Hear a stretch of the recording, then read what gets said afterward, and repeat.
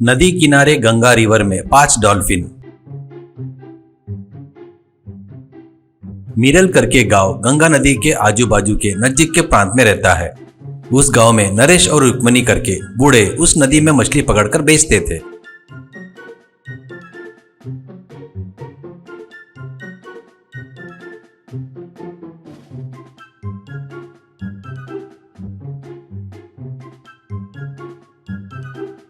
उनको उस नदी में रह रहे 5 डॉल्फिन आकर हमेशा उनकी मदद करते थे। इससे वो लोग बहुत सस्ते में मछलियां लोगों को बेचते थे।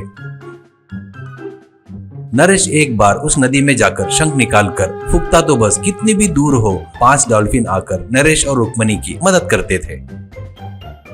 ऐसे ही रहते हुए कभी कभी नदी भी उफान पर रही तो वो ही किनारे पर आकर अपनी पूंछ से मछलियों को मारकर बाहर डालते हुए नरेश और रुक्मिणी की मदद करते थे।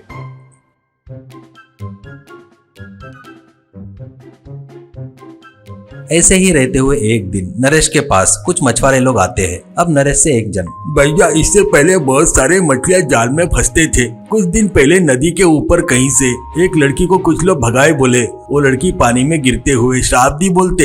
एक मछली भी नहीं मिल रही है भैया, हमको तो डर लग रहा है भैया। नरेश, ए भाई तुम लोग टेंशन मत लो, 2 दिन के लिए घर पर आराम करो, असली बात क्या है मैं पता करके देखता ना, ऐसा कहता है। इसके बाद नरेश अपने नाती ऋषि को लेकर नदी में जाता है और नदी में जाल फेंकता है तो एक भी मछली नहीं फंसती। फिर भी नरेश जाल फेंकते रहता है।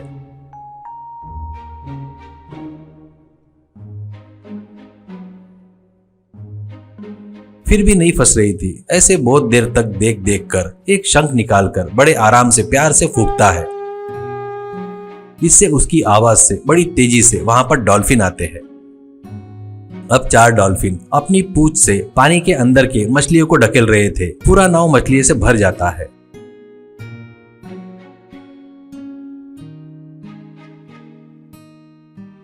अब नरेश को नदी के अंदर कोई बड़ा जीव है क्या पता नहीं घूम रहा है ऐसा लगता है। वो जीव वहां पर आने से डॉल्फिन एक साथ वहां से भाग गए। वो देखकर ऋषि से नरेश, पक्का कोई क्रूर जीव है, नहीं तो डॉल्फिन क्यों भागती, करके उस जीव की तरफ जाल फेंकता है। पर वो जीव उस जाल को जोर से खींचते रहता है तो नरेश भी पानी में कूदकर उसको पकड़ के नाव के पास लेकर आता है। उस जाल में मरमेड फंसी थी। जाल से बाहर खींचते ही उसमें मरमेड को देखकर नरेश को बड़ा आश्चर्य होता है।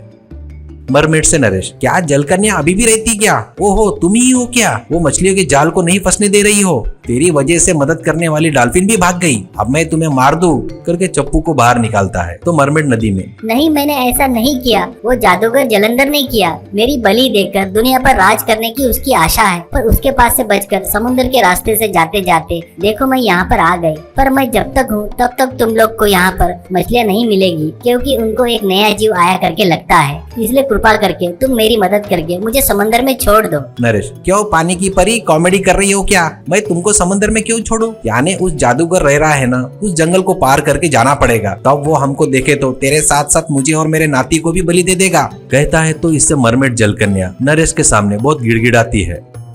उसके बाद नरेश फिर से अपने पास के शंख को फूंकता है। उससे फिर से 5 डॉल्फिन वहां पर आते हैं।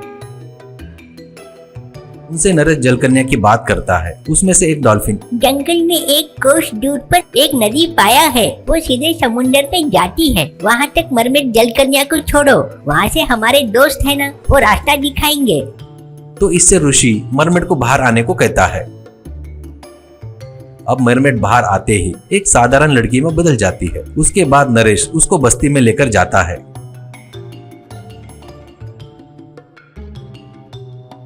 वहां पर लोगों को पूरी बात बताता है। वहां सब लोग उस मरमेड को बढ़िया खाना देकर उसको अच्छे से देखते हैं। उसके दूसरे दिन ऋषि अपने दोस्तों के साथ मिलकर मरमेड को जंगल में लेकर जाकर उसके बाद उससे ऋषि, टेंशन मत ले, तेरा काम मेरे से नहीं हुआ तो भी मेरा दोस्त मारुति करेगा। उसको ऐसे खेल बहुत पसंद है, उसको बस एक जाम दिए तो बस है, किसी को भी हिला के रख देगा। पहले उस जादूगर के जादुई डंडे को चोर लिए तो वो कुछ भी नहीं कर सकता, ऐसा कहता है। ऐसे ही रहते हुए उनके पास एक बंदर आता है। उसको नरेश एक फल देकर वो बात बताने से वो कूदते हुए चला गया। कुछ देर बाद नदी पाया के पास आकर ऋषि एक शंख को फूंकता है। बस वहां पर तुरंत 2 डॉल्फिन आते हैं। इतने में वहाँ पर आए मरमेड को देखकर जलंधर, खुशबू खुशबू, जल कन्या की खुशबू, तू ही है ना जल कन्या? तेरी कितनी हिम्मत रे, मुझे चकमा देकर भाग गई। इस बार तेरी बलि पक्का दूंगा।